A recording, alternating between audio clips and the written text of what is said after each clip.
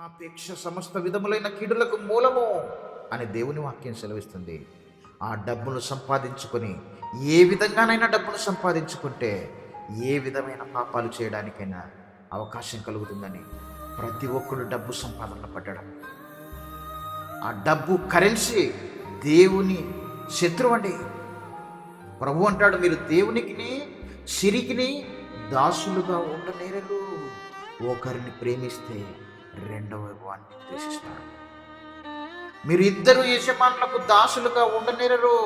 ఒక యజమాని దేవుడైతే మరొక యజమాని మనుషుల మధ్య ఒకటి ఉంది, అదే సిరి, డబ్బు, కరెన్సీ. దయ్యము ఏర్పాటు చేసుకున్న ప్రతిమ తన ప్లేసులో దేవునికి బదులుగా తాను మానవ హృదయాల్లో నిలిచిపోవడానికి మనుషుల చేత, దుష్టులైన మనుషుల చేత ఏర్పాటు చేసుకున్నదే ఈ కరెన్సీ నోట్. మానవ హృదయాల్లో కూర్చుంది. ఈరోజు ప్రపంచంలో ఉన్న ప్రతి మనిషి హృదయాన్ని ఆక్రమించి ఆ డబ్బు చేత ప్రతి మనిషి నడిపింపబడుతున్నాడు. మనిషి ఏ పని చేసినా, ఏ మాట మాట్లాడినా, ఏ ఆలోచన చేసినా ఆ డబ్బు కోసం కాదా?